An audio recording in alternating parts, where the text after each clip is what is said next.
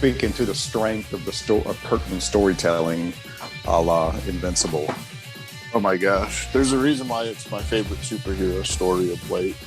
That was just freaking amazing. Yeah. Very good. Very the good. Adaptation, was really good. Did you ever read it, Matt?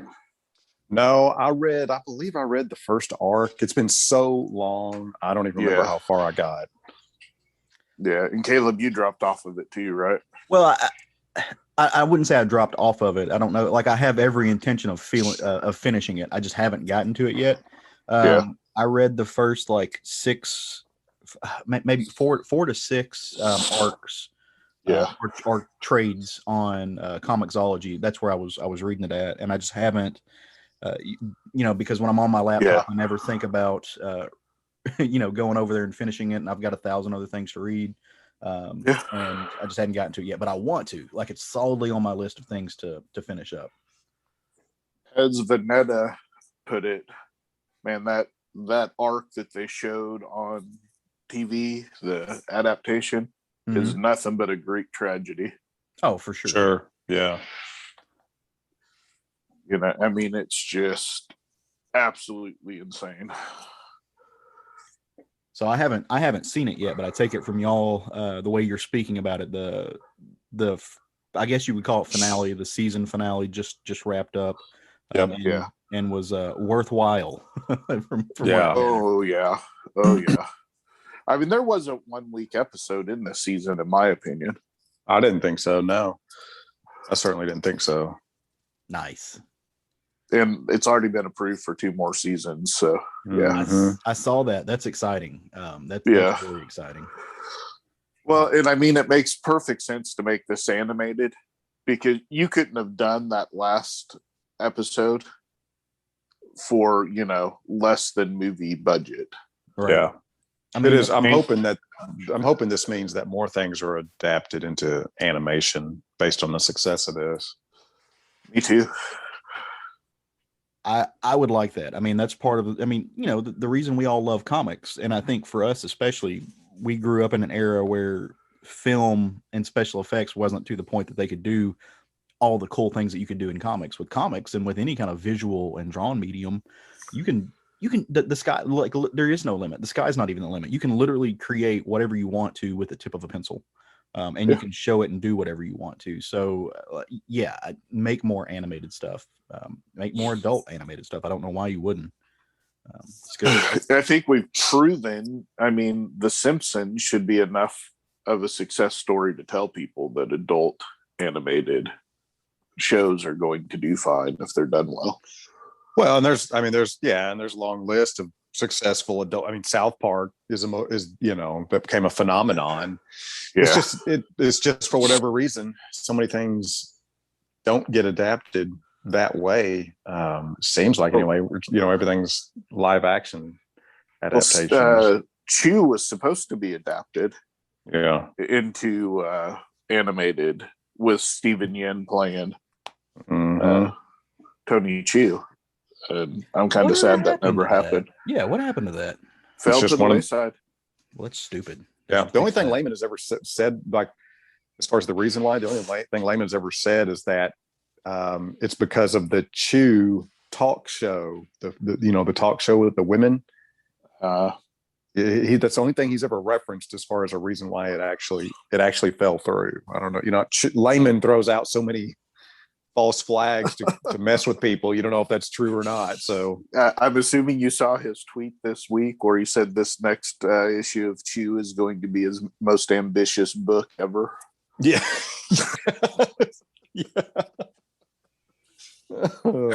Well, speaking of ambition, what if I told you guys a couple years ago that we would end up hitting 175 episodes of this podcast? Would you think that would be possible? Absolutely. Yes. I've always thought I would ride the strength of Craig's back as long as I could on this show.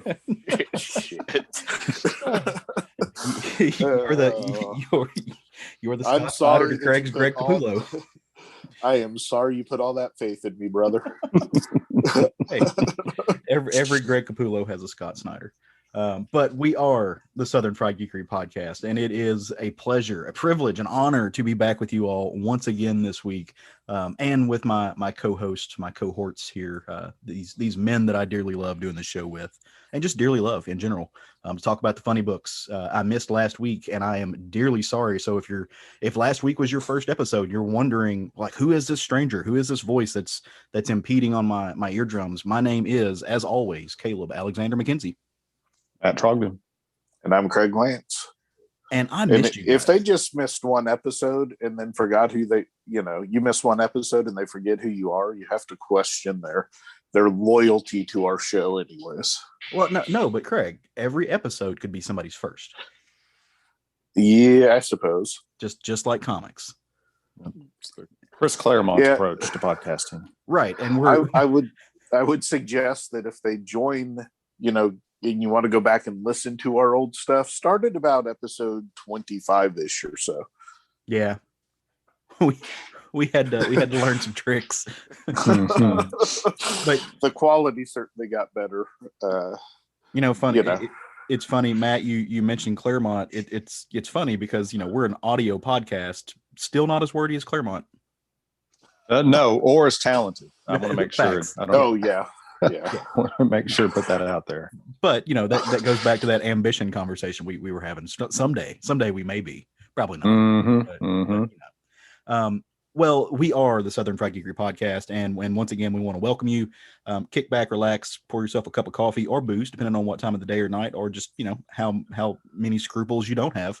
You can pour yourself an alcoholic beverage and enjoy the three of us kind of waxing poetic about some funny books. It's going to be a good time.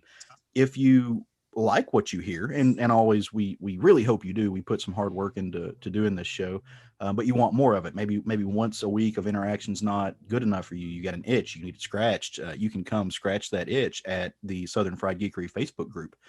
Just type our name in the search bar. We'll pop up. You can join in. Would love to see more people posting. Would love to hear what you're reading. Drop some new stuff on us. Let us know what's going on. We would love to hear from you.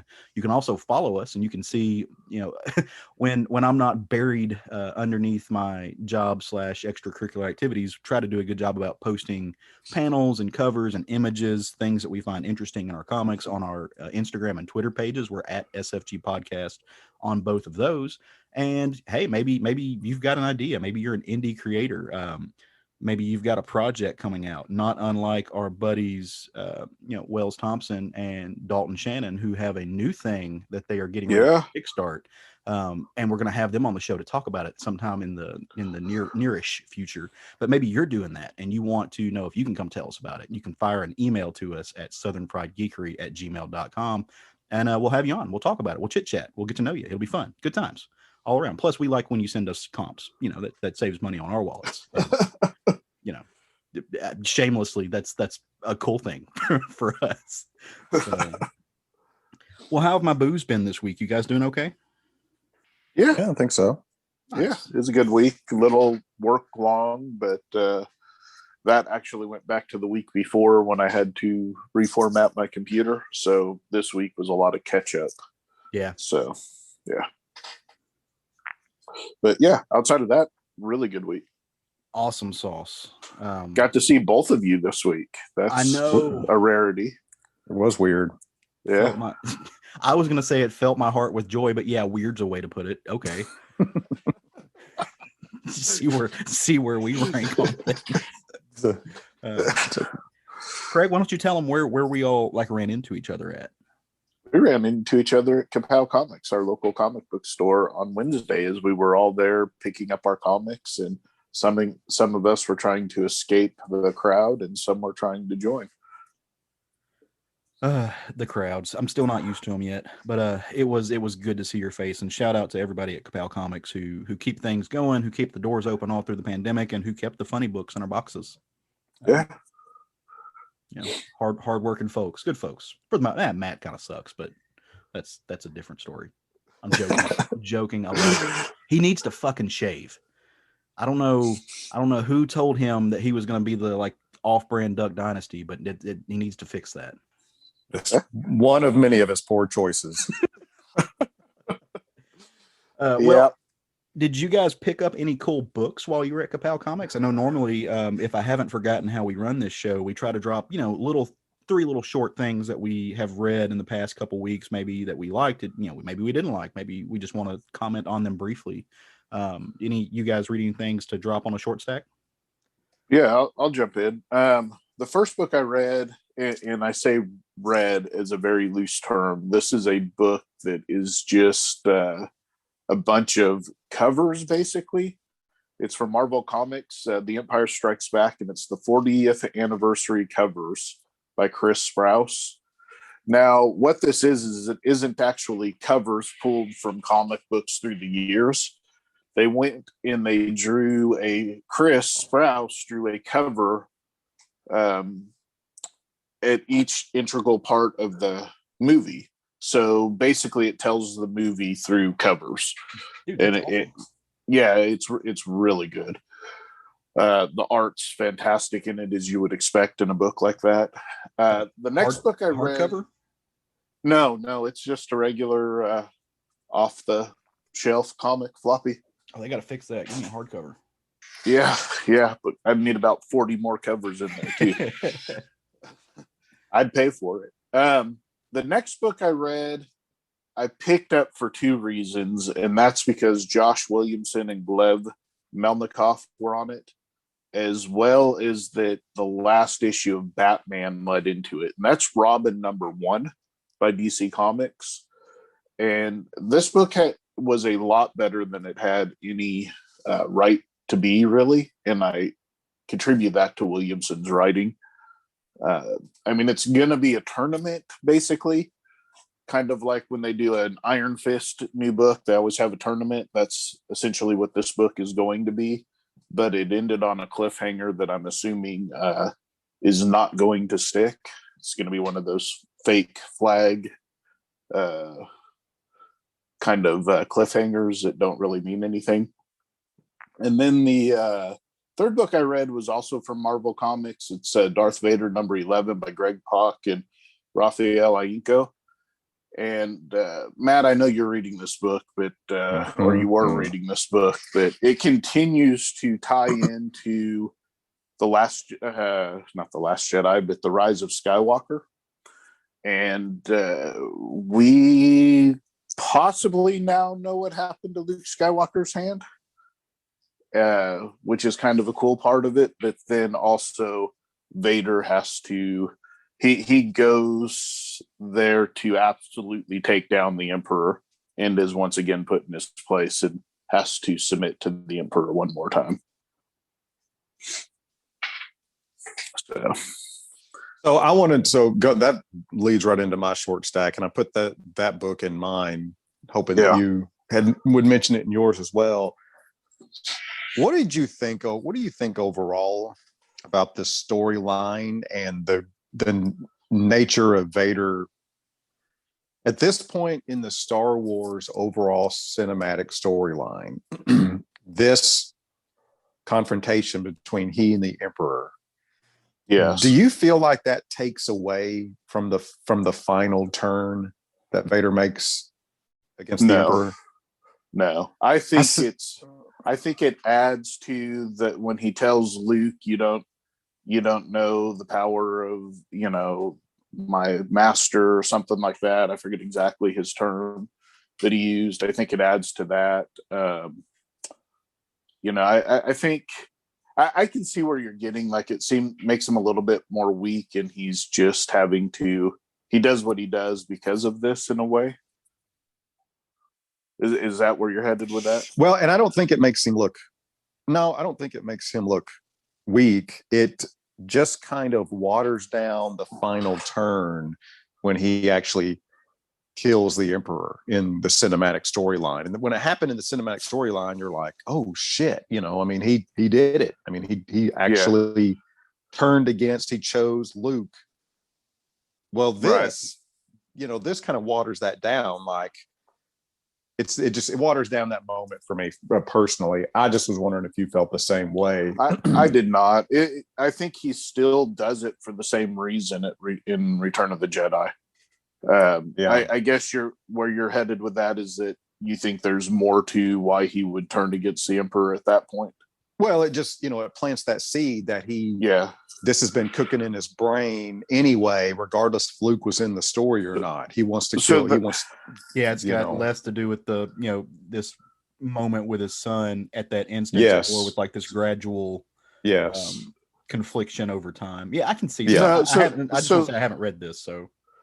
The nature of the Sith is that the apprentice is always looking to overthrow the master.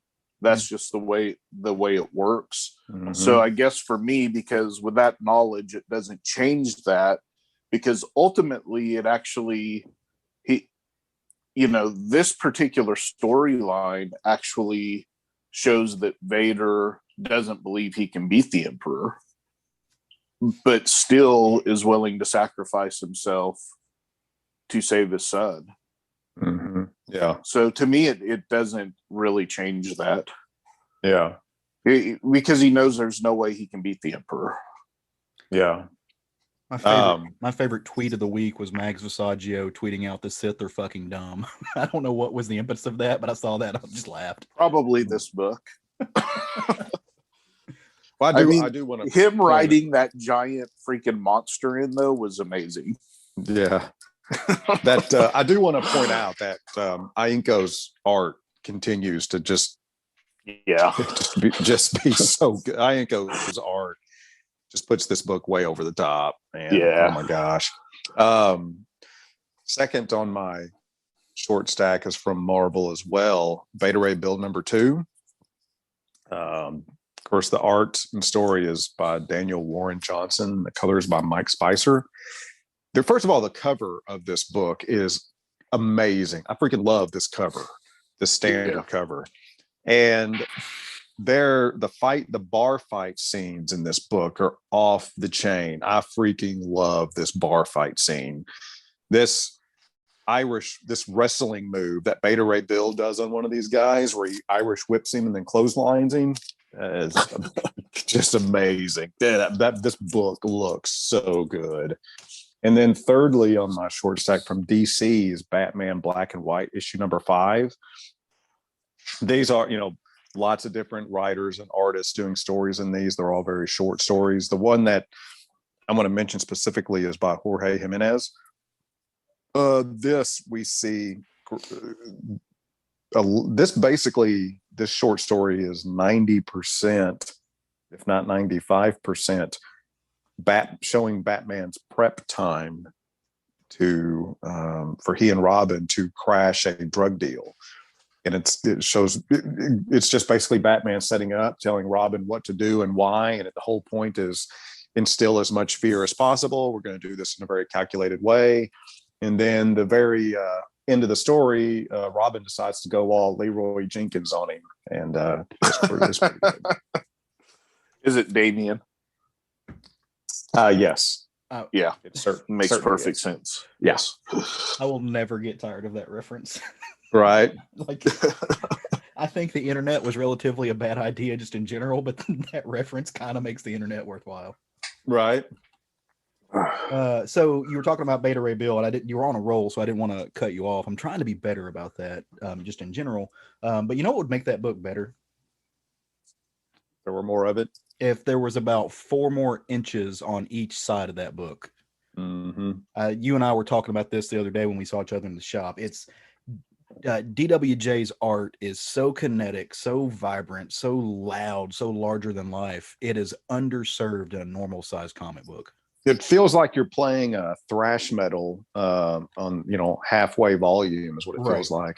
Yeah, but it's on the smaller format. Or in a small bar. Mm-hmm. You go back and compare that to his Wonder Woman Dead Earth book that he did that was bigger, like it was in that black label, that large magazine size, and it's mm-hmm. and that's just us being jealous and spoiled, but it would just be so much better if it was bigger, and it's glorious as it is. So yeah, man, it looks. In general, I think comic books would be better in a magazine size. So I think so. There are some artists though in particular. I mean, obviously for people like us, we like just to pour over the images. But there are things like comic strips that I think are the perfect size for what they are. But you've got artists like Trad Moore and Daniel Warren Johnson, and some folks I'm going to talk about in my short stacks that really just like they almost demand more room to play with. It's just so good. But so you're saying Tradmore demands more room? yes. Yeah. Dad joke of the week. Yeah. See, that just it Don't was such. Caleb, don't acknowledge just for that, please. Yeah, I'm that didn't go over my head. It went under my feet. That's trying to live in a society here. I mean, what would a society be without good dad jokes? Better. That I don't know. I like it when Craig cracks himself up. It makes me happy. All right. So for my short stack, I got a few books I want to talk about. You guys pretty much hit the big two, Square in the Jaw, which was awesome. So I'm gonna branch out and go some different places real quick. From the house, the behemoth that is Dark Horse Comics. I don't know if you guys have been reading this. I know we read the first issue together, but James Stokoe's new story, Orphan and the Five Beasts, is ridiculous and awesome and beautiful, and just there are so many just words that I could use to describe this book. It is crazy. It's insane. So in the second book, you get the full fleshed out story of Thunder Thighs, who is the first of the five kind of totems that Orphan Owl is having to go hunt down and destroy to bring balance back to their world. I was talking to our buddies over on the Comic Book Bears podcast about this not too long ago, and I don't remember when I became such a big fan of James Stokoe. It might have been like Dead Earth, but just everything about this book is just right up my wheelhouse. It's got some tinge of some Stokoe's manga love, these old like kung fu stories. It's everything that comics can be. It's just big and boisterous and bananas and all the other bees. So because alliteration is my strong suit this morning. But check out Orphan the Five Beast if you haven't. It is glorious. My plan for the summer is to eventually own a page from this because that's how much I like it, and I want it. This must have been the book you guys did when I wasn't here. No, we didn't do this book, Caleb. I think maybe I told you guys about the first issue then. Maybe it was on I picked the book for the book of the week at one time. Dude, if y'all haven't read this, go grab it. So you're gonna love it. I genuinely think you will. Just because there's a villain named Thunder Thighs who crushes a horse with his thighs. Yeah.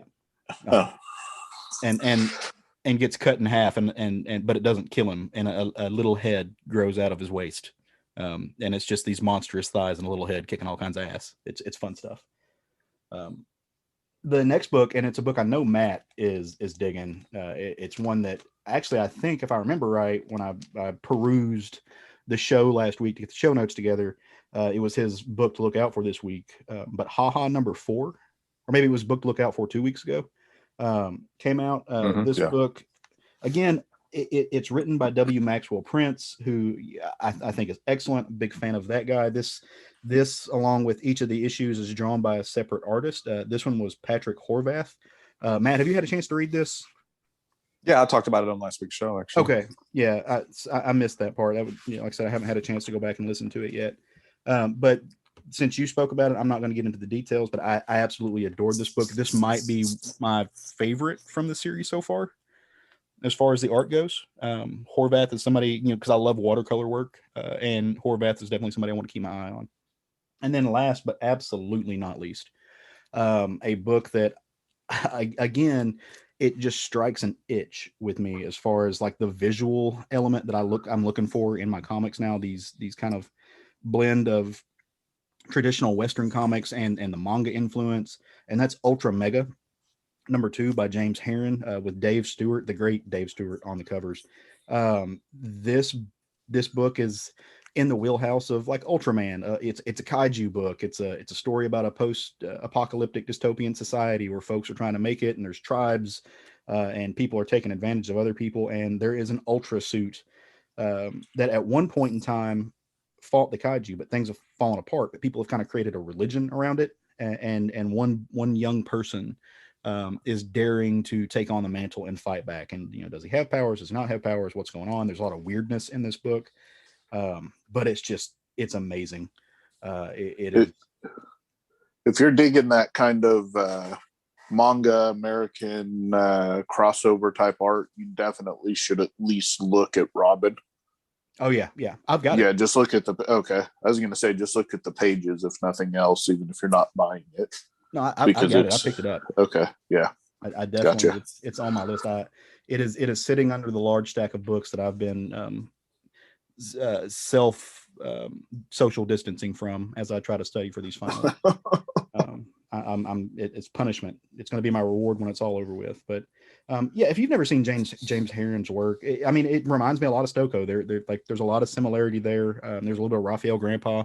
Like they're all in the same wheelhouse. So I was telling Matt about this book. It's a pricey book. It's for something that if you don't know if you're going to dig it or not. I want to say it's like, let me pull out the book. I think it's like $5.99. It's $8. Is it $8? Yeah. So it's a little bit pricey. As always, the discount that we get through our local comic shop justifies it to me. That puts it under where I can pick it up. But it's a cool book. So if the price is holding you off, sandbag, just wait for the trade, wait for the hardcover, and then check this out, because if they do a hardcover, which I'm assuming they will, because it's the gods demand it, it'll be bigger, hopefully. And you can again, this is something that deserves more room on the page. So checks it out. You're gonna like it. There you go. I wouldn't lie to you. It's good for you. It's good for your health. Nine books you should read. And that's just the beginning. That's just a taste of what we got for you, right? Like we're just benevolent. We're like we're like your doctor, except we're not going to charge you for this. We'll take donations. So we'll funnel them back into Craig, who keeps the lights on the show. So cash out Craig with your thank you monies. So we got together this week, as we always do.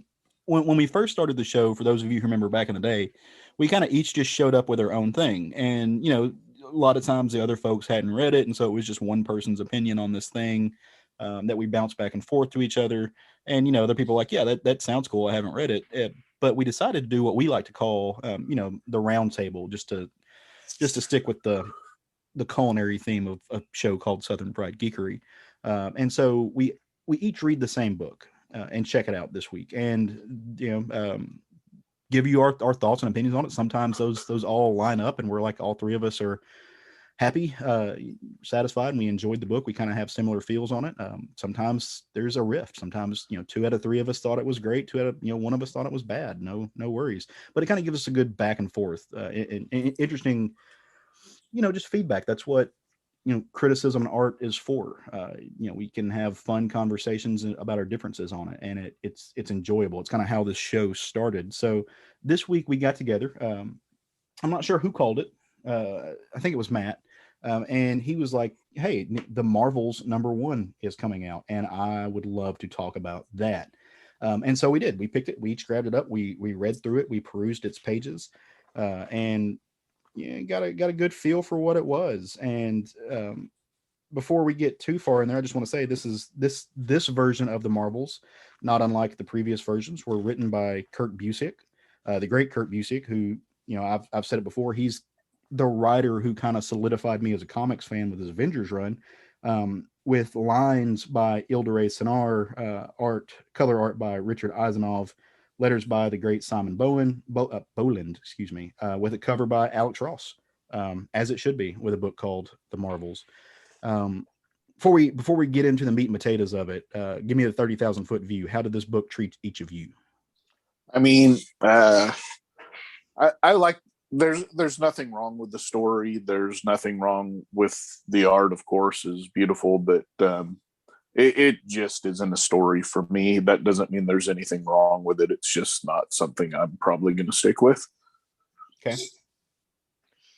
So I really like the book. It's a, I'll temper that by saying it's an introductory story. So, I mean, the whole thing felt like setup, which it was. It felt like setup because that's what it is. It is setup.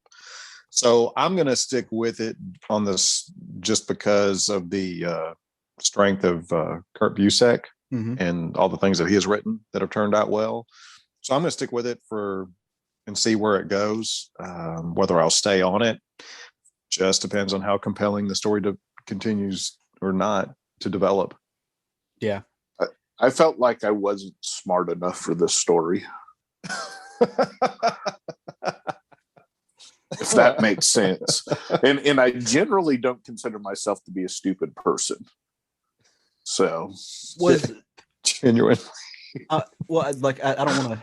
So I have questions about that. Was it just like the Marvel history that, because there was a lot of like little nuances of Marvel this history. book jumped all over the place. Right. Okay. Yeah. Okay. From one place to another. And it was hard for me to follow. And I don't know if I was tired when I read it, if I need to give it another read. I just don't know. I felt like I wasn't smart enough for this book. That's how I felt. And maybe it deserves a second read through for me to pick it up.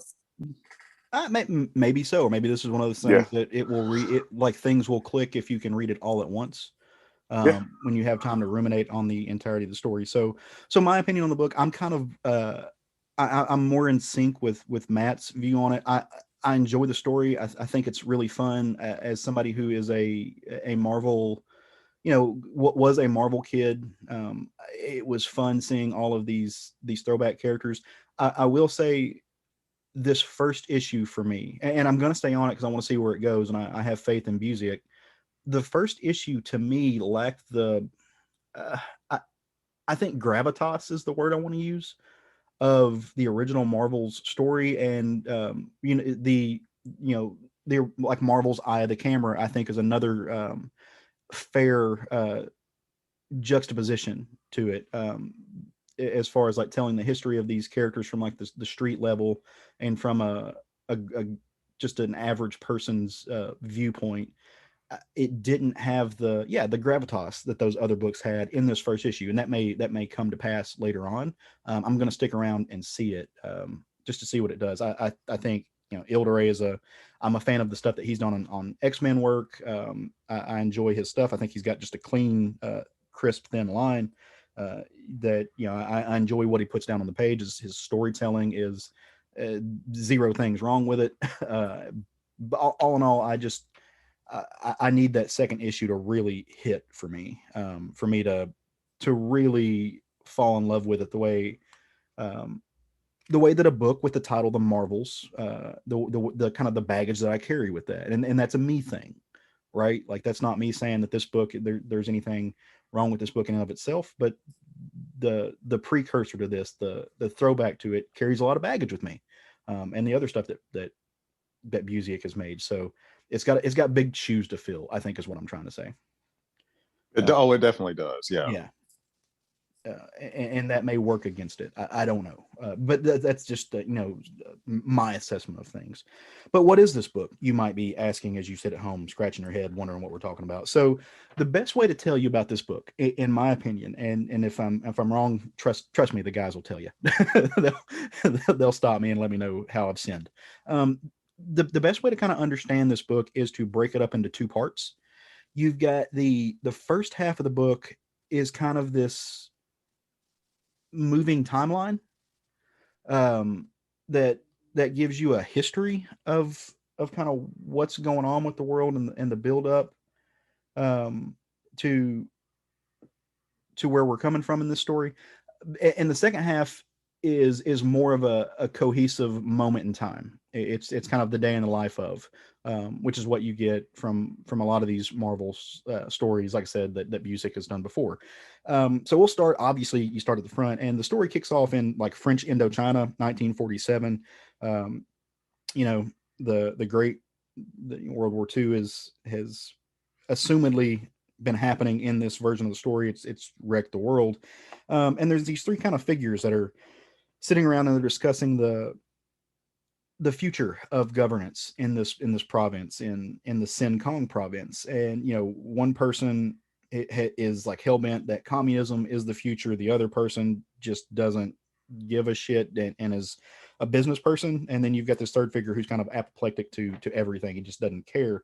And they're enjoying this dinner, and all of a sudden this woman runs up to him, and she's basically asking for help, and she's being chased by something. um and the guys are like, I like, this doesn't sound like a good idea. We're kind of shady business people. If what do we get out of this? If it's nothing, then then why would we do it? But she points to the sky, and you see these figures flying above, and it clicks with these guys. They're like, oh, okay, you're running from the all winners squad. And if you look up in the sky, you see kind of you see Miss America, who I love. I wish they would do more with that character. I would love more stories from her. But you get all these figures from the Golden Age. You get my man Namor. You get the Human Torch, the original Human Torch, and his sidekick Toro, and all of them are flying around. So you start to realize that this person is running and hiding from them. And if you know your Marvel history, and some of this gets explained a little bit, you figure out that this woman is actually Lady Lotus. She is she was a villain in the Invaders series from the mid 70s. And she's got a long and storied history in the Marvel universe as far as being a figure who kind of a mafioso. She's got psychic powers. She uses those powers to influence people. She kind of creates an underground black market economy in Chinatown in the U.S. and in New York, where a lot of these stories take place. So there's a lot of, again, baggage with her that comes into play. And then the book jumps 17 years, and there is, you're still in the Sin Kong province, but now it's a free state. At least that's what they're calling it.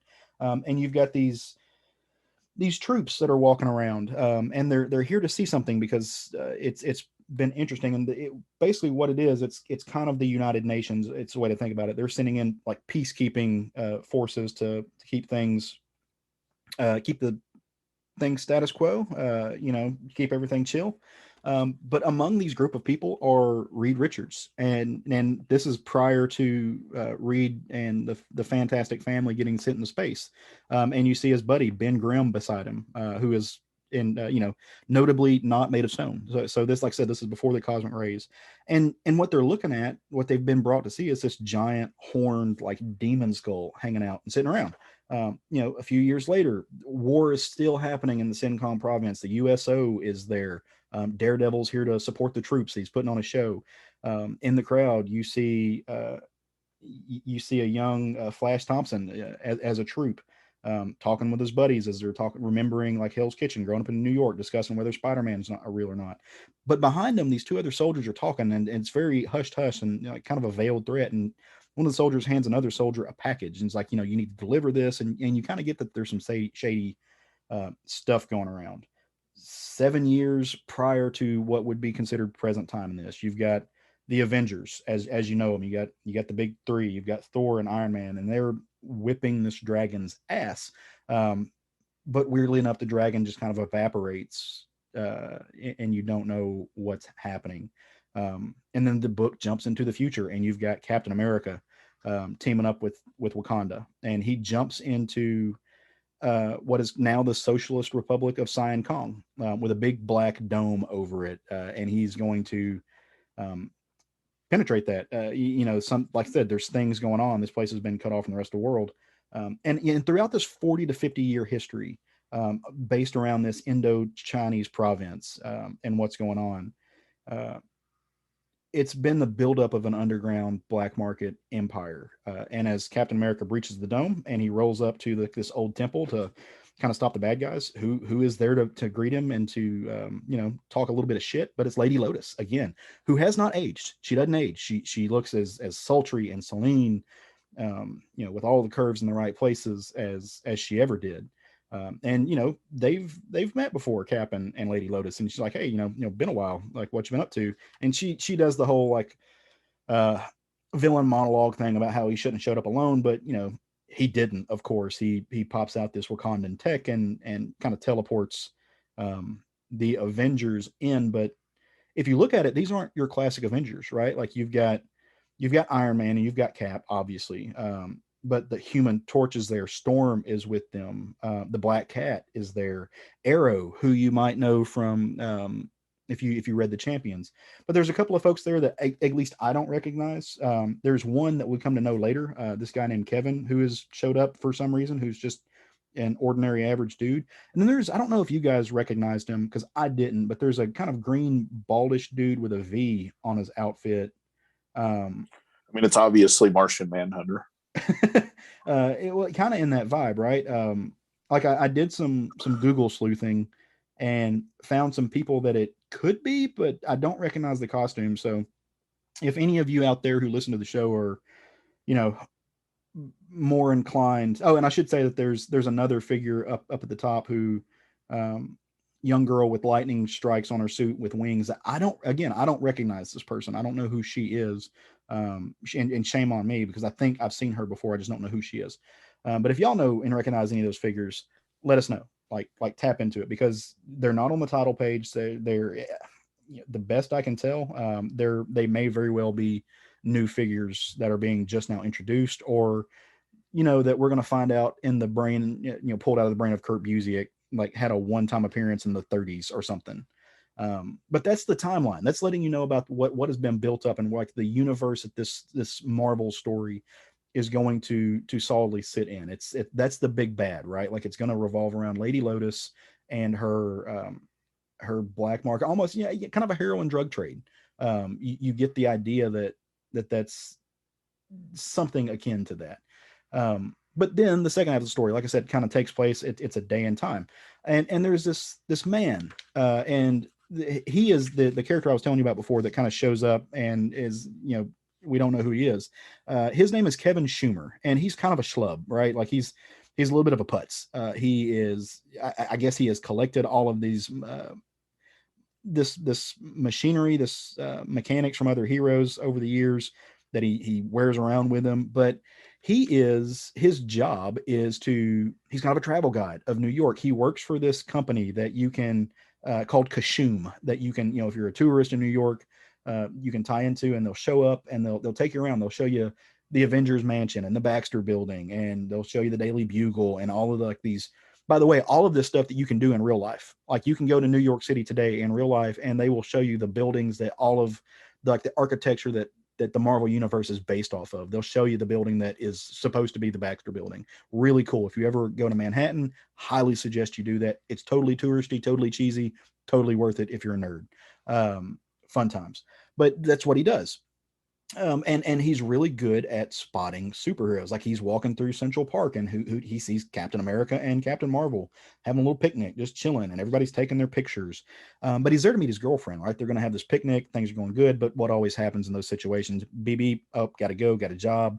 And he goes to pick up his lady, not his lady friend, his folks that he's going to give a tour around. And he shows up in like what is 3 out of 4 pieces of the Fantastic car. Like that's the kind of, that's what this dude does. And he's going to fly him around and show him everything. Meanwhile, while all this is happening, in what is known as Little Sing Kong, in Manhattan, I guess it's supposed to be like Chinatown. It's a little south of 25th Street. There's things taking place, and Matt's brother-in-law, the Punisher, is watching all this take place through the scope, and he's getting ready to track down and hurt some baddies. And really what is happening here, it's Busiek setting up the layout of the story and putting all the players into place. You get this really great scene while Kevin is giving his tours of Spider-Man fighting the Vulture. And that scene, while it's fun, it's not necessarily important. It's just showing you that this is kind of an everyday thing that happens in the Marvel universe. It's so much so that there's become a little economy based out of it. But all of a sudden, one of the buildings explodes, and it's kind of the same building, maybe, that the Punisher was watching in his scope. And we don't know. We haven't put 2 and 2 together yet to figure out what's happening. But we we do know that it's going to involve Kevin. It's going to involve some other people, and it all kind of wraps around into this weird economy that has been built up by Lady Lotus, and it's going to involve everybody from the street level to your Earth's mightiest heroes in the Avengers.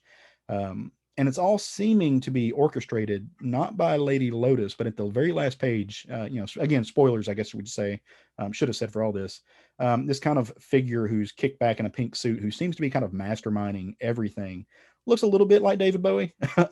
Not sure if that was intentional or not. Kind of has a David Bowie vibe to him, but he's the one who is working this, and he says something really important, and I think it's worth saying.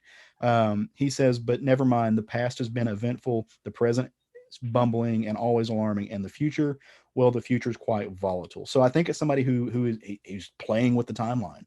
You're going to see some time travel.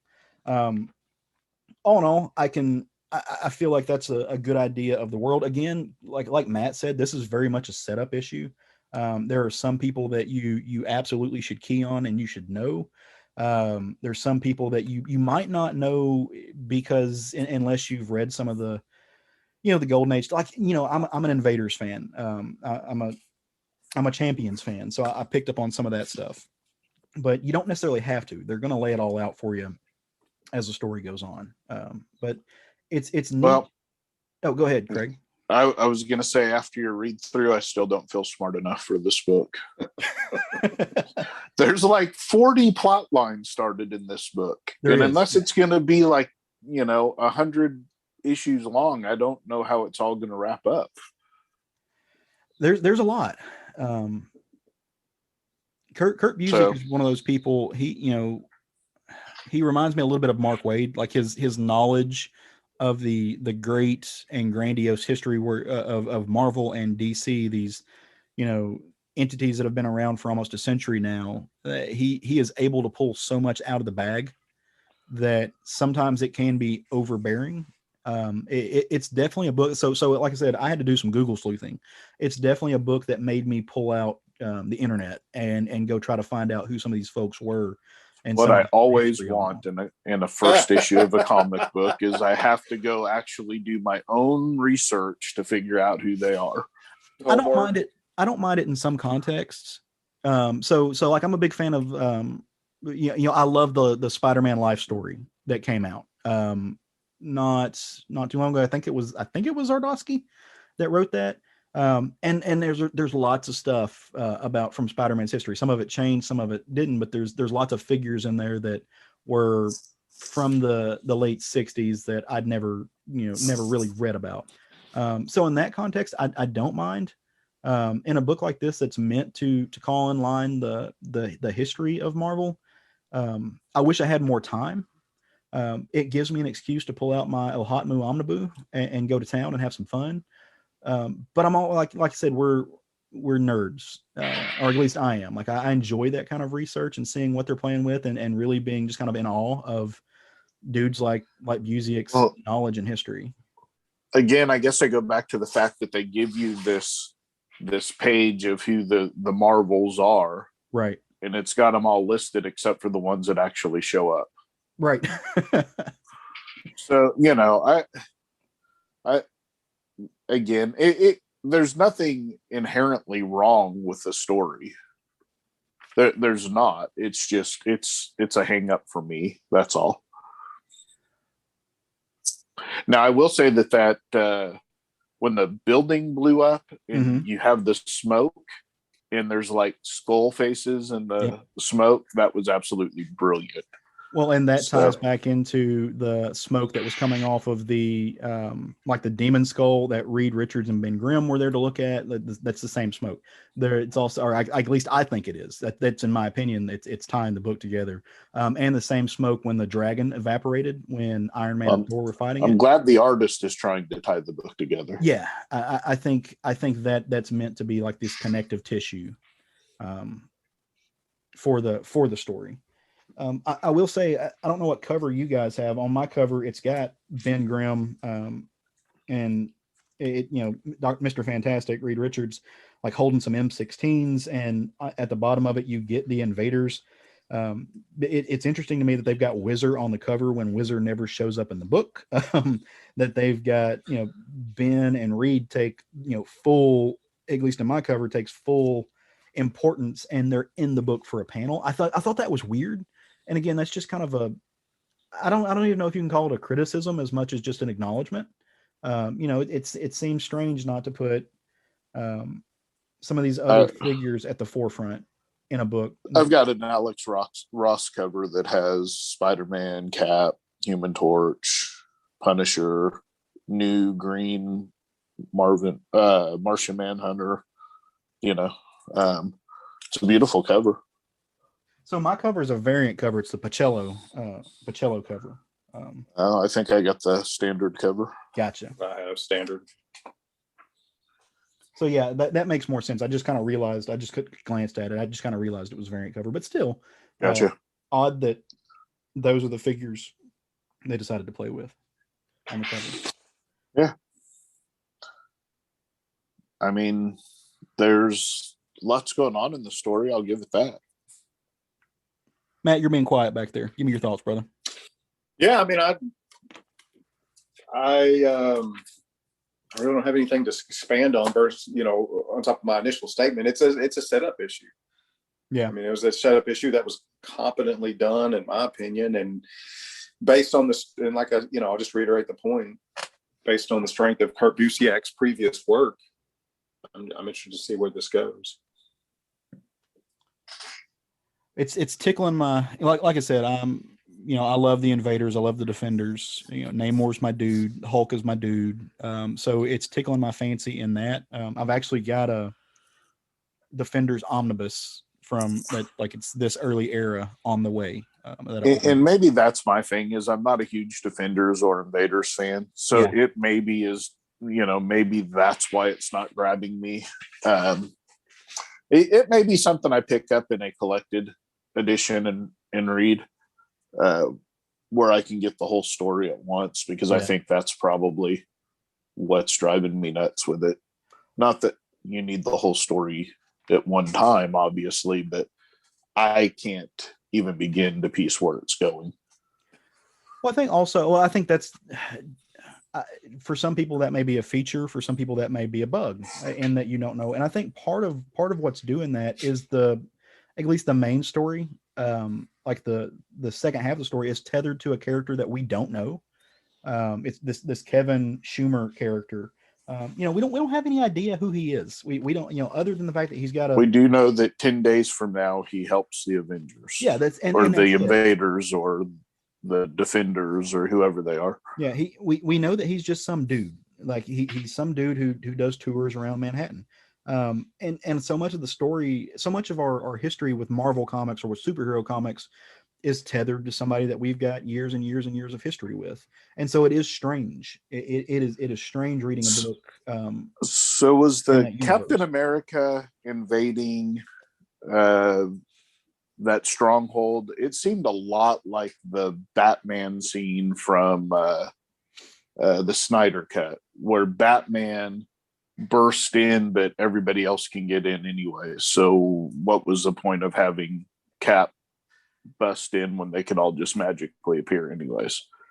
Well, I think in that case he had to get the tech inside, and once he got the tech inside, he can open a portal. Versus Snyderverse, there was none of that. There was just. But he says that let's give Batman a job. Well, he says no one's going to be able to get in now. Does he not say that?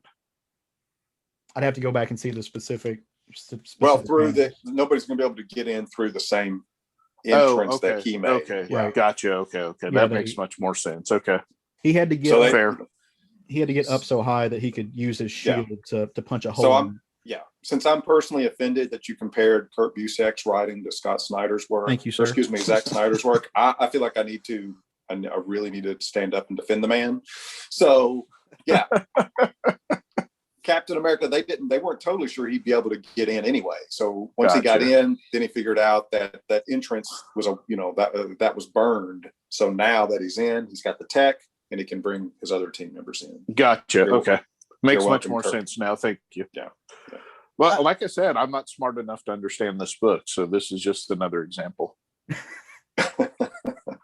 Before we get off of this, though, I also want to point out, like, I don't know why, and I don't know what it's going to lead to. I'm kind of excited to find out, but I love the music references on the last 2 pages. Like, you basically have Bruno Mars sitting on Prince's motorcycle from Purple Rain, and like I said, this kind of mastermind dude who looks a lot like David Bowie. So I'm curious to see what's happening. Also, how he got this motorcycle on the rooftop without Frank Castle seeing him.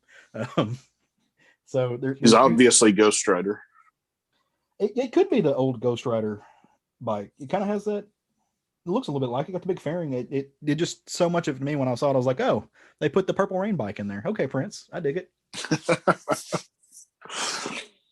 I likes it a lot. So yeah, I'm gonna check out the second issue. I'm curious to see where they're gonna go. I want to know more about this Kevin person. If you look at the last page, there's designs by Alex Ross. Kevin is not a nobody. Like, he's been walking around with like this head thing on. We don't know what it is. They're like super spy binoculars or something. But we know he carries around a star gun, which I'm assuming is from the original Star-Lord with a magnetic gun holster. He's got Ant-Man's jetpack with some retractable handles kicking on. So he's got tech. Like, he has this superhero tech. So there's more to him than just being some dude who works for a phone app company to do superhero tours in New York. So there's something there, and I'm curious to see where they're going to go with this. So I thought they were 3D glasses you could order from a 1960s comic book. Oh, they should be. Maybe this is the Atlas Man. Maybe we're finally getting that. Maybe. But all right. So any final thoughts on the book, guys? Nah, I'm good. Yeah, wrapped it up. All right. Well, I'm going to try to, again, if you didn't have time to pause it, apologies. You should know by now we do spoilers and everything, and there's going to be spoilers going forward. Even put a spoiler warning in the show notes, so go check those show notes out.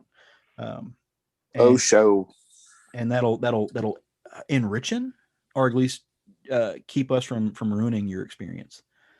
Because I think the word you're looking for is embiggen. Embiggen. Yeah. Sidebar tangent. Did you guys see the pictures of the live action Miss Marvel? Yep. Oh, I did. God. Oh, yeah, looks good. Give it to me now. It looks so good. I'm excited. Love that character, and looks so much like the character from the book. Just casting really is perfect. Outfit is awesome. Yep. Got my hair standing up on my arms. It's awesome. It's good time to be a comic book reader and also a movie watcher. So right. Well, Craig. Yeah. My brother.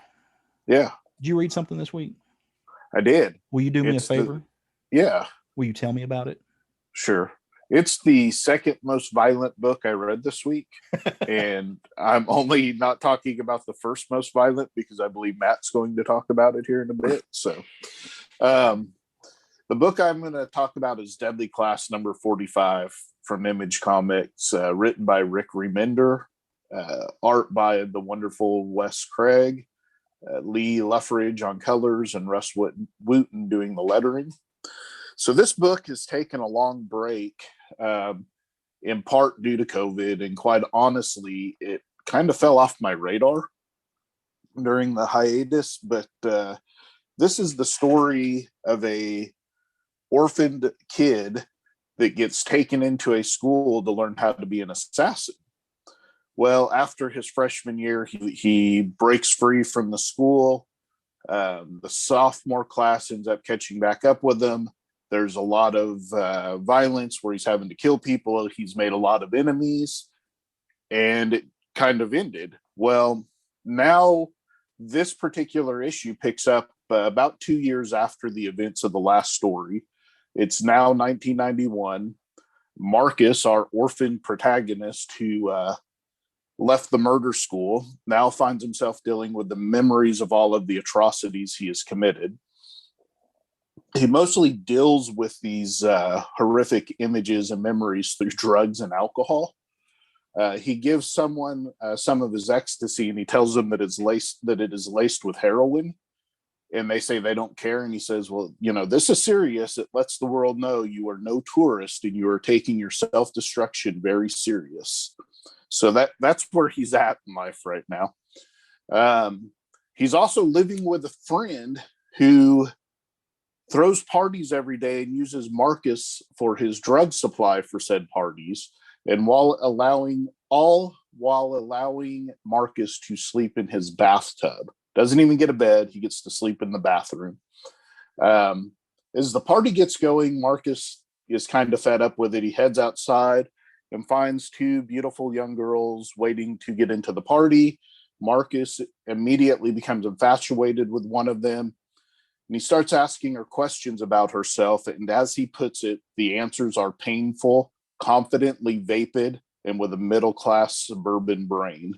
She has no business at this party, but is lured by the danger. He is angered by her REM shirt since it is well past their prime.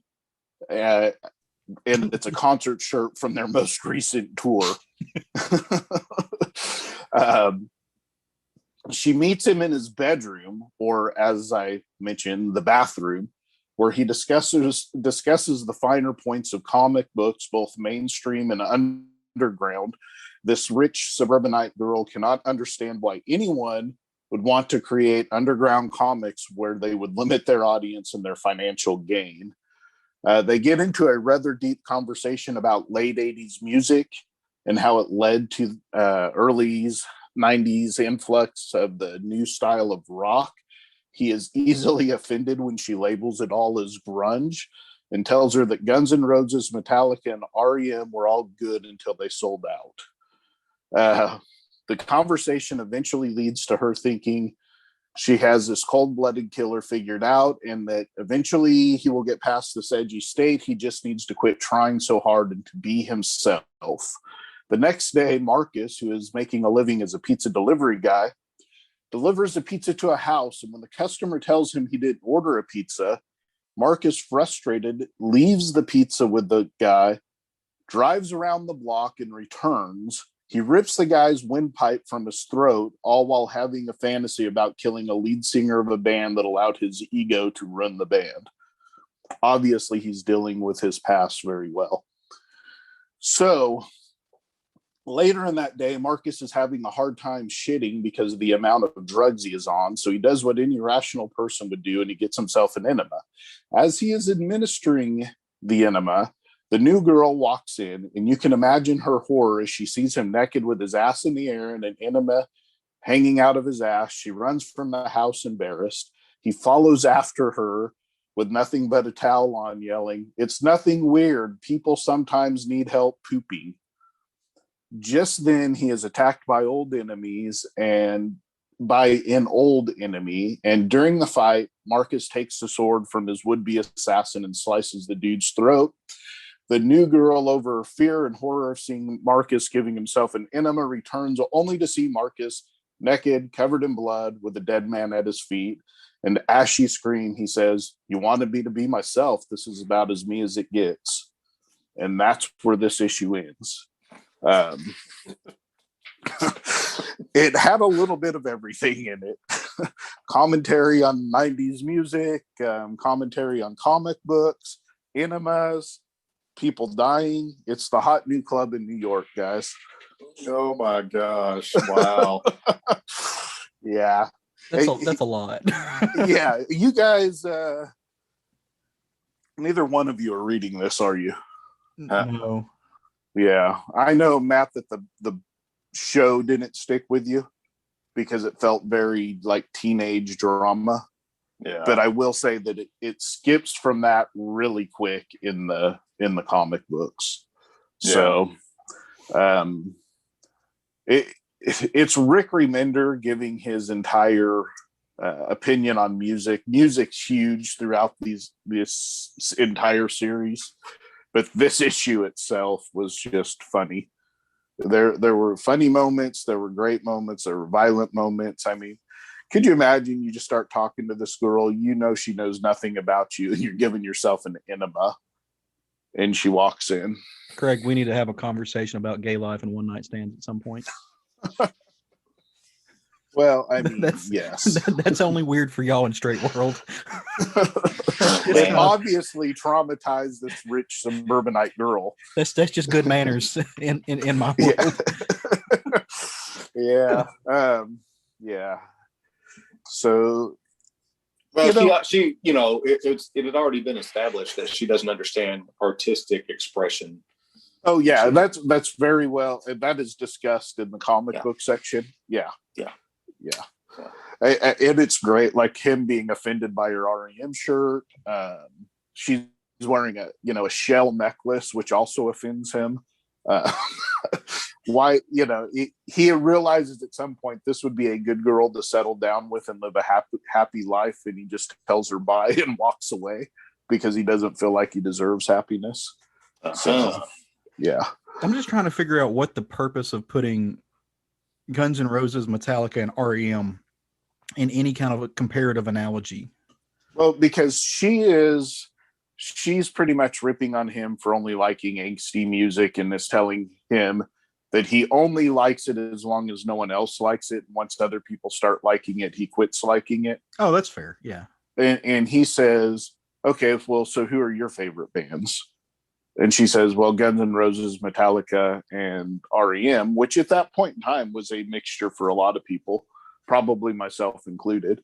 Yeah. And he says, well, basically, yeah, of course, those are your favorite bands. They're all sellouts. They all had something to say until they sold out to start playing arena tours. Which is asinine. Right. That statement, to clarify, that statement is asinine. Right, but that's what a lot of people would say back in that time frame. So I don't find it out of line to be said. Yeah, it captures the thought that a lot of people had at the time. Mm-hmm. It's just a big eye roll. It's like, well, and a lot of it was kind of spurred on by none other than Kurt Cobain himself, right? I mean, he's the one that said you can't be a fan of Guns N' Roses and Nirvana. But that's got to do with what they were about, right? Not because they had a record deal. Lord knows, Nirvana had a record deal. Right. Yeah, their conversation about the grunge was pretty spot on. He's like, just because they're from the same city doesn't mean they're all the same music. Mm-hmm. So he went on to kind of rip that all to shreds. Talked about how they're different music. Nirvana's obviously got a punk influence, and Alice in Chains has a metal influence. Alice in Chains just is metal. Yeah. So because they're all from Seattle, they're not the same. But Rick Remender does this throughout this series, as he weaves music is a big part of what's going on. As music was huge during that time frame, and music, it still is, but back then it really defined who people were. It defined what groups you hung out in and so forth and so on. Does, is it me, or does music seem to play less in a role in modern society times than it ever has? I feel that way. I don't feel like I feel like there's more of a intermixing of genres now. I don't feel like people that listen to heavy metal aren't opposed to listening to punk now, and vice versa, or rap, or I think people listen to a larger variety of music, and therefore it has kind of severed those identities that were associated with music. Well, but also, and I have a theory on this, and it could be way off base or anything, but we also live in an era where music is like we literally carry around access to the top 20 charts in our pockets. Like we have these little pocket computers that give us music at any point in time, at any part of the day. We don't have to get excited about albums anymore, because within the 5 minutes of the album dropping, it's on the internet. And people don't, and I'm using the word people loosely because I'm going to say that, and folks are going to like perk up and be like, oh, that's bullshit, I do this. But for the most part, a large portion of the music listening audience don't sit down and listen to entire albums anymore. Like the single is now the thing, right? Like, and I think that plays a large part into why people have certain people, at large have disassociated from making music, or at least tethering that like genre to their personality. Because like when I was in high school, it was the same way. Like we each carried around our, we had portable CD players, and we didn't have iTunes, we didn't have YouTube, we didn't have that, but we would listen to whole albums, and you had I was kicking it on the steps with the weird kids, listening to to metal, listening to new metal, listening to the weird rock and roll music. You had the hip hop kids, you had the country music kids. But now that's such an element of a bygone era, I think, for better or worse. I think it's for worse personally, but I guess there's good and bad to it though, because the flip side of that is I listen to a lot broader swath of music now because it's available to me. So, I'm kind of, if you go on my Facebook page, which, Matt doesn't have one. So, but I share music on my Facebook page constantly, like, and it'll be, I'll hashtag it with mood music, whatever I'm into at the moment. And it can be kind of outlaw country. Sometimes I'll jam to, the White Buffalo or something like that. Sometimes it's metal. I mean, I was anything from, here's my point. What you just don't seem to see nearly like you used to. Like, think back to the 90s and how many, super bands that were out there touring. Right. Craig mentioned two of them, Metallica and Guns N' Roses were out there. Those were super bands. Right. And there were, and then, Nirvana came along and became a super band. That doesn't seem to be part of the culture anymore. I think part of that is the way the record labels now manipulate musicians. After so many albums and sales, the musicians get too much power. So I think part of that is the record labels as well. They don't really want super bands. Maybe I'm wrong. I'll push back against that a little bit, because I think that's true for the type of music that we are all accustomed to listen to, but I don't know that that's necessarily true outside of that. I mean, Lady Gaga, maybe it's more for individual singers than it is groups. Like Lady Gaga is a force, Jay-Z is a force, Beyonce is a force. But Jay-Z's pre. But you're naming people that have been doing this for I'm talking about. Yeah, you're naming people that have been doing it for decades already. Right. I'm talking about,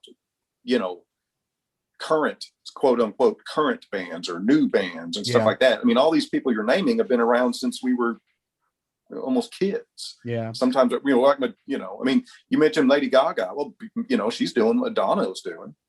That's true. And, I think yeah.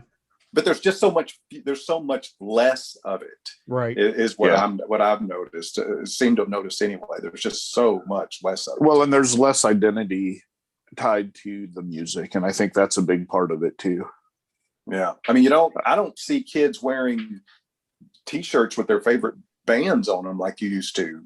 I mean, you're more likely to see me doing it than you are. Yeah. Well, I don't know how many kids I've seen wear Metallica T-shirts that I was wearing when I was 15, and I'm seeing 15-year-olds wear them now. Metallica, and that's what I'm talking about. They're not wearing,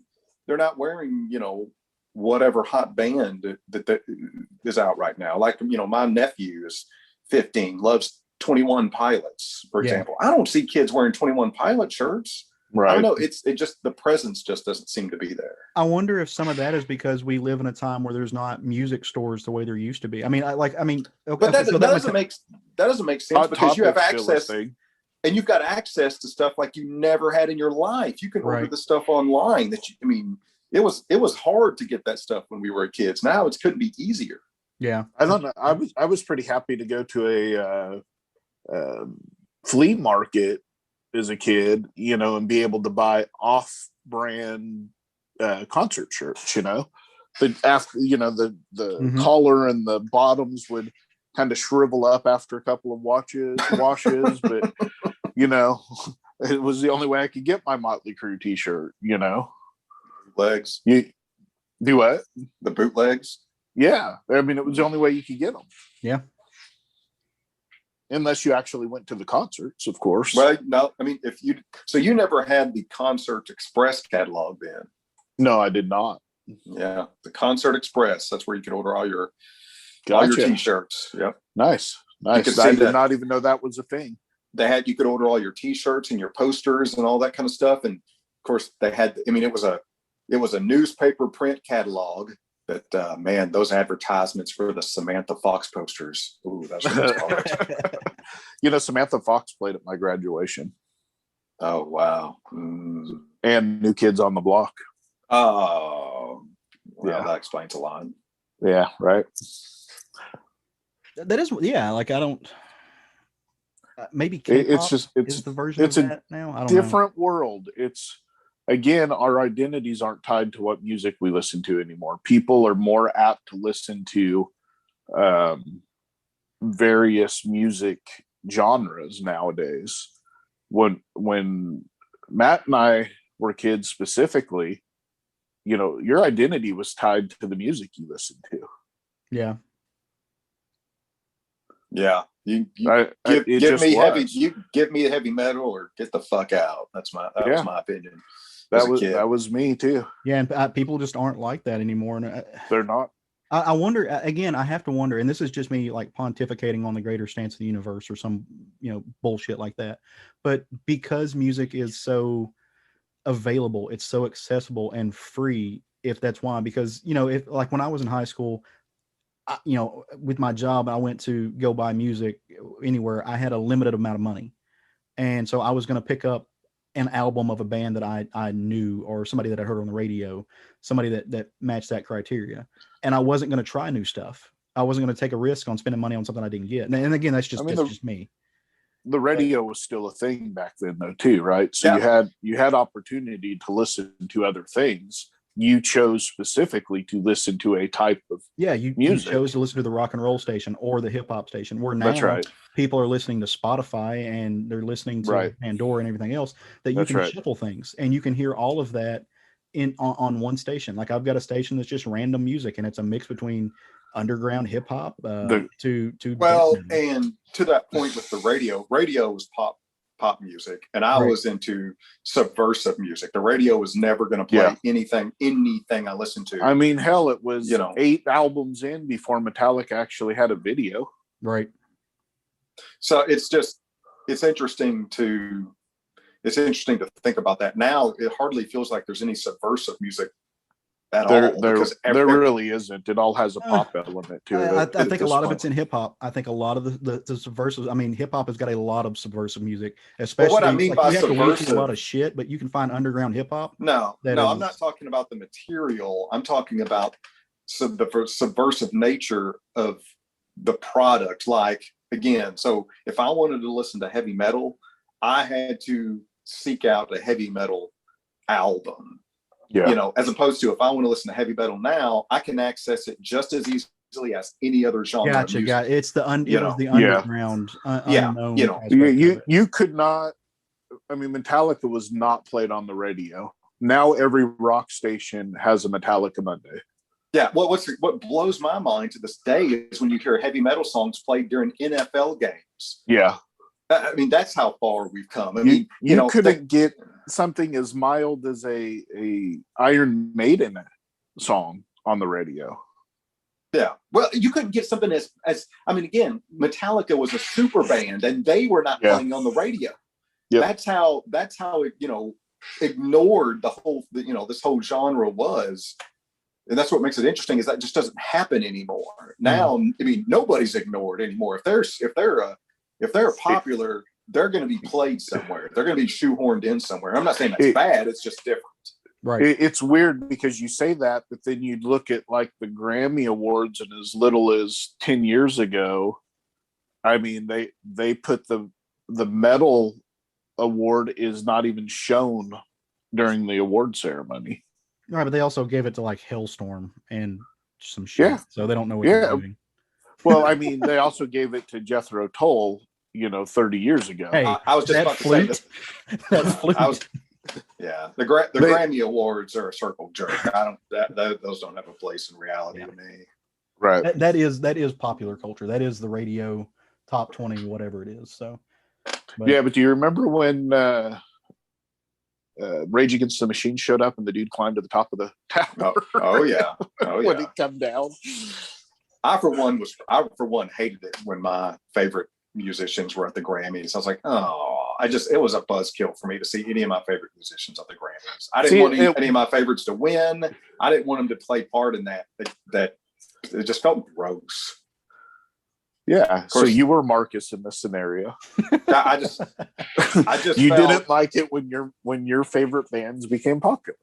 No, I love it when my favorite bands become popular, but the Grammys is different. It just feels like a big circle jerk, and it feels disingenuous. And when you're a band, and your whole image and your whole message is, anti-authority and subversive, and then you go on the Grammys, right back out, come back after this Tide, laundry detergent commercial, and we're going to give out the best heavy metal. I'm like, so you were really glad when Metallica had Lady Gaga sing with them? Oh, at the Grammys. Right, yeah, man, yeah. Well, there was a that was a hell of a tangent. Yeah. Well, I felt like it was the right thing to do. No, for shit, I loved it.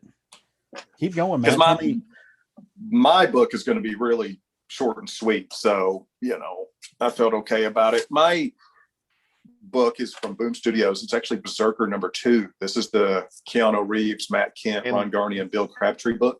Mm-hmm. In the most violent book of the week. Right? Yeah, definitely the most violent one I read. And I felt compelled to talk about issue #2 from the way we talked about issue #1. And, we talked about issue #1 being basically an action movie in comic book form. There wasn't a lot of substance to it, just, kicking ass from A to Z is what that first issue was, even though it was done really well.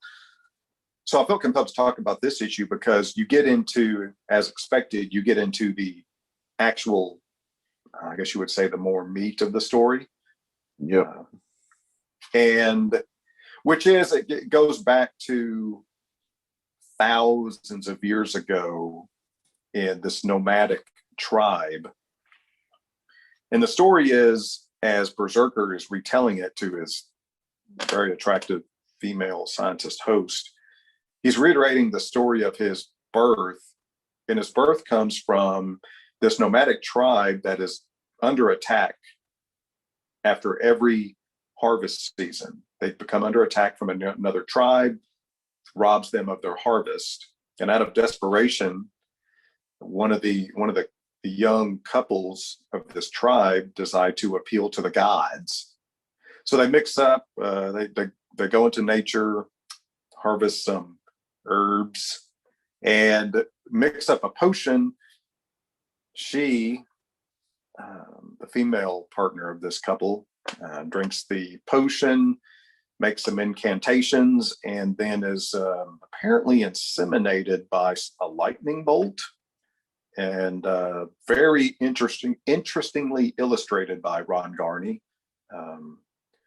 That's not sarcasm. It's actually interesting and very well done. As the whole book is very well done by Ron Garney. As I'll say again, as I said in the first issue, this storyline and this material serves Ron Garney's style better than anything I've seen in a long time. But that is basically what happens is she gives birth to what appears to be an immortal humanoid. Maybe he's half god, it doesn't really spell that out, but he's definitely an immortal killing machine, and goes on killing immediately, unintentionally, some of their fellow tribe members. So they kind of have to rein him in and train him on what to do. But the violence is ratcheted up, very well illustrated. The storytelling is very well done. Lots of fun to read. And Ron Garney, specifically, I want to point out these action scenes are tremendous. Ron Garney's action scenes are crazy good. Also, by the way, he's really good at illustrating the animals. Like he does some horses, a jaguar. So, he's really flexing a lot of muscles in this book. So, but what you learn in the process of this is this character, Berserker, has lived for thousands of years, and he's been essentially used as a killing machine. And all that time, he's just pointed in a direction, kicks ass, kills folk, and he's not happy. He doesn't like what he does, and that's where the book leaves off. Is he hasn't felt happy in thousands and thousands of years. He's just going through the motions, and he doesn't do what he does because he likes it. He's just doing what he does because it's essentially his purpose. Yeah. So the ending of the second book really builds upon the first one.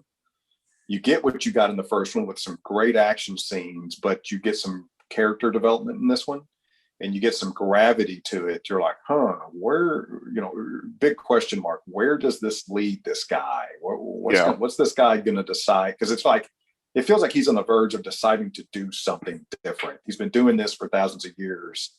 He's having a lot of internal reflection, not guilt, not to mean that he feels guilt. He's just having internal reflection.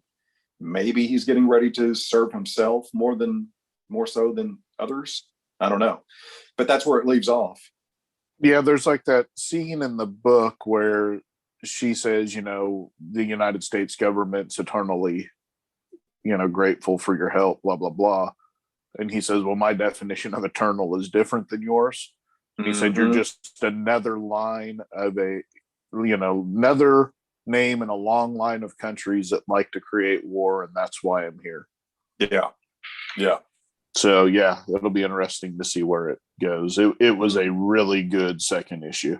It really was. Was. Really, really built upon the first, in a lot of ways. Now, was Matt Kent a part of this? Still? Yep. Okay. Yeah, he's the co-writer on it. I didn't know if you said his name or I missed it something when you were talking earlier. Yeah, thanks for listening. Bruh. I was so locked in to your explanation of it. Sorry you zoned out. Yeah. Had to go pee-pee. Slunk off to go handle my business. I guess I'll grab this next time I go into the shop. I didn't pick up the second issue. But you've moved me. You've spurned me. It was a big leap over. I mean, and don't get me wrong, I enjoyed the hell out of the first one, but it was a big leap in storytelling from the first one. Oh yeah, yeah. It's no reflection on the actual story itself. I find myself with this particular book, the whole speculation element, and again, that doesn't have anything to do really, I guess, with the creators or anything, but there's a whole like speculator element with this book, and that just puts a really bad taste in my mouth. I don't know. And like I said, that's nothing to do with the actual content of the story or the art. But I struggle with it, and I can't really verbalize why as much as I'm just like, okay, yeah, this feels. Well, if it helps you at all, Boom Studios gave out a free comic for anybody that bought the second issue. Nice. See, that's and cool. It was Something is Killing the Children #1, a reprint. Very cool. Yeah. See, that's the good. I like to hear that. So my book this week, like Matt said, his was going to be short and sweet. Mine's going to be shorter and sweeter. There is a book that I have been reading over the past I'd say the past 2 weeks. I kind of, whenever I catch a minute or two that I can read without feeling guilty about reading, because I'm in the middle of finals right now, and that's the living hell of my life. But there's a book, and it's a hardcover that I got a while back, and I don't remember talking about this on the show. I think I told you guys about it. If I did talk about it on the show, I ran a search. Please forgive me. It didn't show up. And I'm usually pretty good about, dropping names and stuff to where it would, but I love history, right? Not only do I love the history of the world, I especially love the history of comics.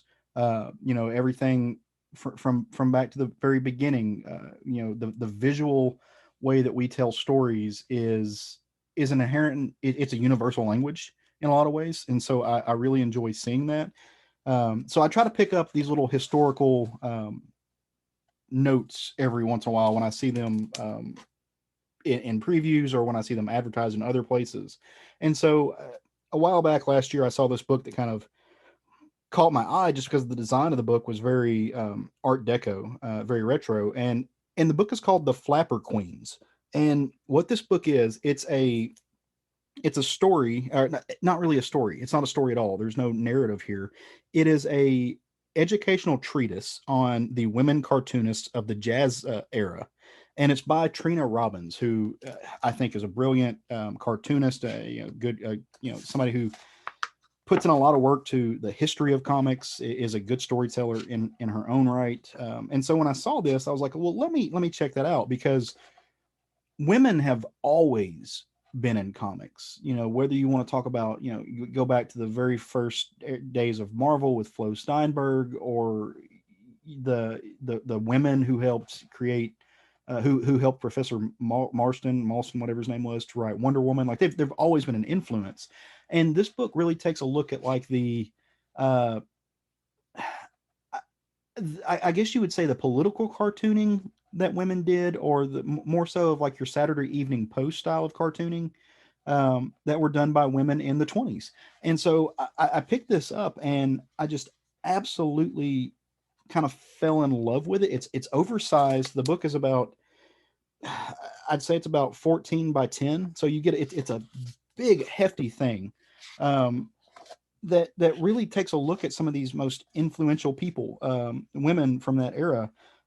Nell Brinkley, there's a chapter on her, Eleanor Shorer, Edith Stevens, Ethel Hayes, Faye King, Virginia Huget. And it includes by like talking about the end of the flapper era. But so much of the design of these books played into the fashion of the era, played into the softness. There was, of course, because of the era that it was written in, it was mostly white women that got to the forefront or were displayed in these pictures. But it really does tell a story of how comics were told by women, and how women helped solidify the foundation of the industry, from everything from pop culture to the ads that were included to sell any number of items, but and to the political commentary of the time.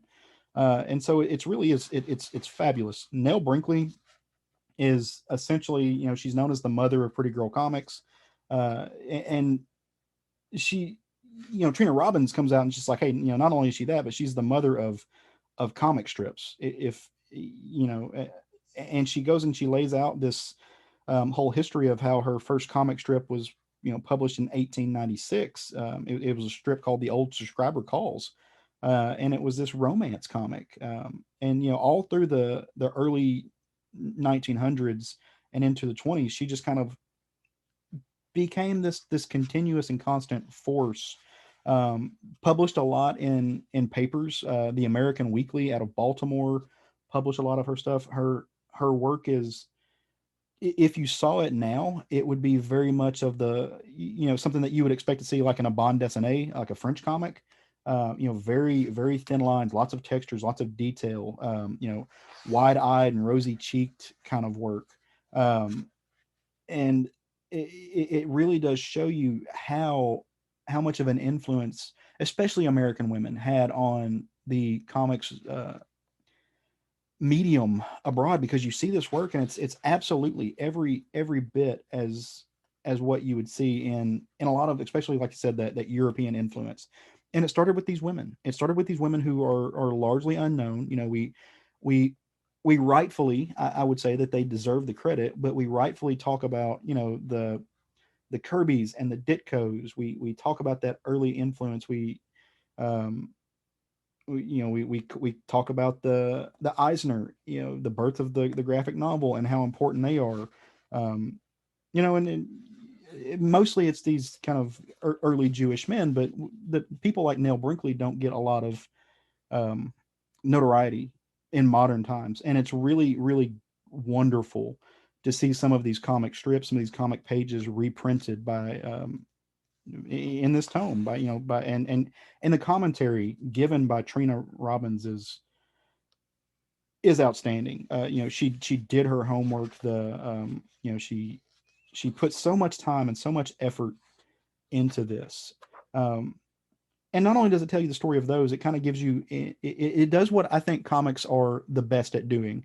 It gives you a real time kind of real world glimpse at real history, at global history. Comics are popular culture no matter when they were produced, and they kind of tell you an idea of what was going on. I mean, if you go into the 60s and you look at the birth of the Marvel universe, and you see the people were worried about the nuclear age. You see people were really into exploring space and going to the moon. Well, all that was taking place in real world. Like that was all derivative of what was happening in contemporary politics of the time.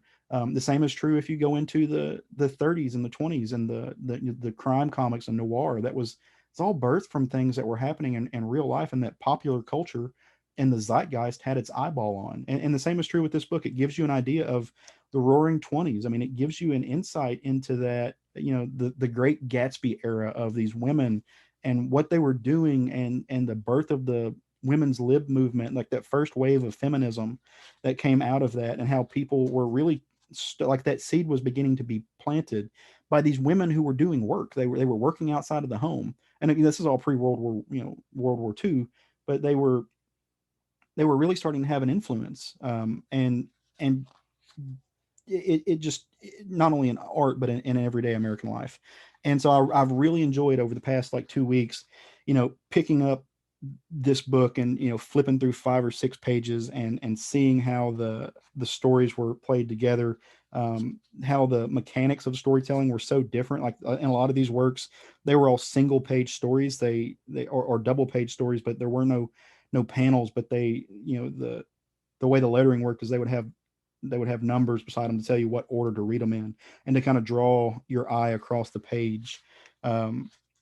And it's been really, really nice, really, really fun looking at this, because of course you don't see a lot of it when you think about comics given in newspaper form or given in print form. You think of the Saturday Evening Post era, and the stuff like that, and the men who created that work. This gives you a look at some of the unelevated voices. And I've really like it. It looks beautiful on the shelf. The book is, like I said, it's a hardcover. It's a gorgeous salmon cover. It's got the letters are this kind of embossed shiny blue. This beautiful navy blue. The aesthetics of the book is gorgeous. And if you're interested in history, if you're interested in the history of the pop culture, the history of the medium, maybe you love the 20s, maybe you're not even a comics person, which I don't know why you would be listening to this podcast if you're not, but maybe you're somebody who just, you watched The Great Gatsby and it moved you, check this book out. It's really, really, really well put together. So hats off to Trina Robinson. It's a little bit of a pricier book. It's published by Fantagraphics. So they that should tell you the quality. But I think the book cost me like $40, if I remember right. I don't think it was more than that. Might have been 50 on a bad day, but it deserves a spot on the shelf, most certainly. So go check it out. Man, yeah. Fantagraphics, they are very, very proud of their stuff. They are. They are. They also put out some very good stuff. I was going to say they are proud of their stuff, but they're also giving you stuff that you don't get anywhere other than Fantagraphics. Like they price it like that too. Yeah, they have their niche market, maybe other than Drawn and Quarterly. I think that might be their only real competition, as far as what they put out.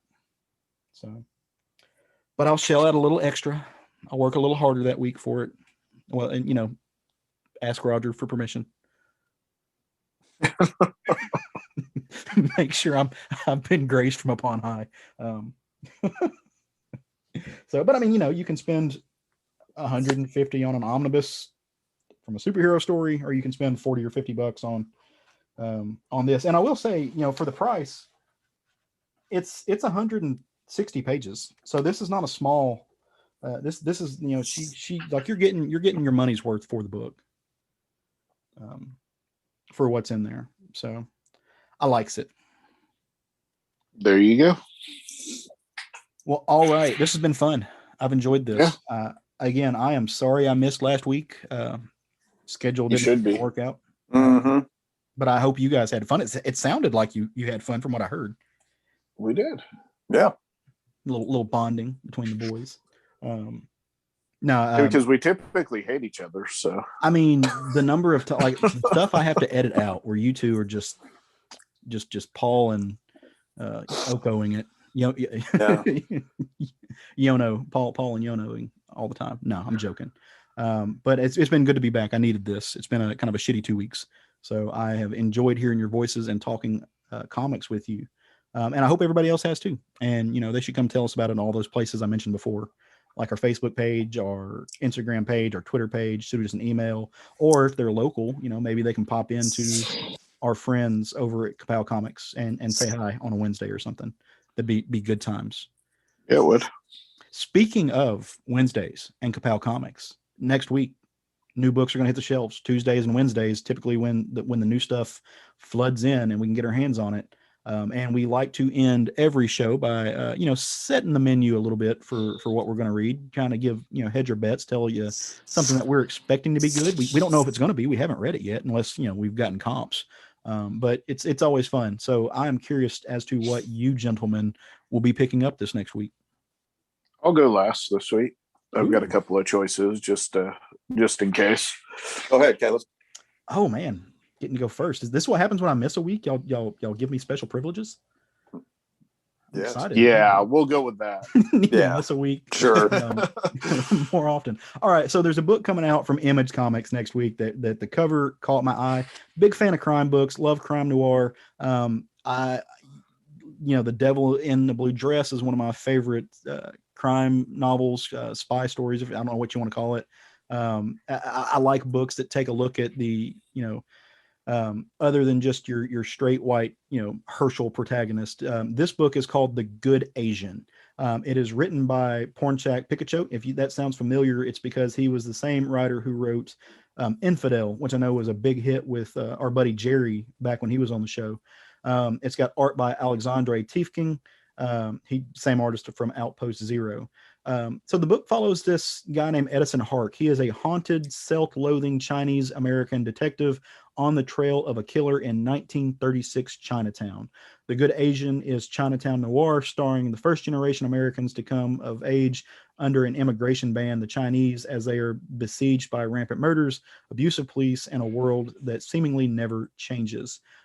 This caught my eye. I don't know that we've ever seen a story quite like this before. The art looks wonderful. I can't wait to get my hands on it. So next week, while you're shopping, you're getting your wares, pick up The Good Asian #1. Yeah, that sounds interesting. So from Dynamite, from Jimmy Palmiotti, Amanda Connor, art by Moritat, covers by Joseph Michael Linsner, is the Invincible Red Sonya #1. Mm-hmm. This got my attention because it's Amanda Connor and Jimmy Palmiotti.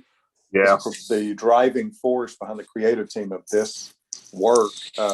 Those two have done a lot of really good and fun things together. So I'm interested in this based on the strength of those two. But the synopsis, part of the synopsis is Red Sonya finds herself on a spectacular journey filled with pirates, mermaids, princesses, and political intrigue as the thread of two kingdoms hangs in the balance. It's like, wow. Political intrigue and mermaids. What a combination. That's solidly in Matt's wheelhouse. Yeah. So you can just put my book from last week on there because I was obviously off a week. But no, I'm going to give you another one. Eden, which is a one-shot by Aftershock Comics, Colin Bunn and Dokbor Talajic. Tattoo artist Niles lives his life in a kind of daze. Minute after minute, he muddles through the repetitive moments of his job, his life, and his guilt. All that changes when Eden walks through the doors of his tattoo shop looking for something different, and she finds it with Niles. So, yeah. Colin Bunn, he's that good.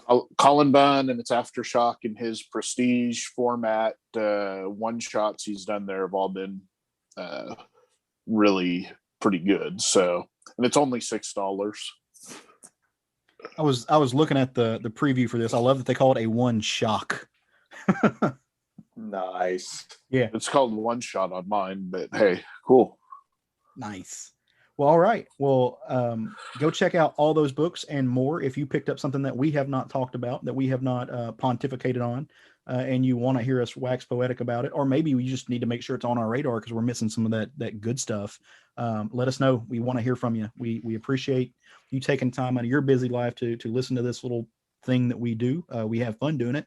We do it for ourselves, but we do it for you too. We hope that you are enjoying the experience. If you are, and you listen to us on iTunes, like so many of you do us a solid, go on iTunes or maybe whatever podcatcher you listen to. If they have a way to rate it, rate it for us. Give us little stars, hopefully 5. Hopefully we're doing a 5-star job, and let folks know that we're producing something worthwhile, worth listening to, because it'll help the little algorithms as they are to promote us, but also it lets us kind of judge how we do things, how we do our reviews, how we talk.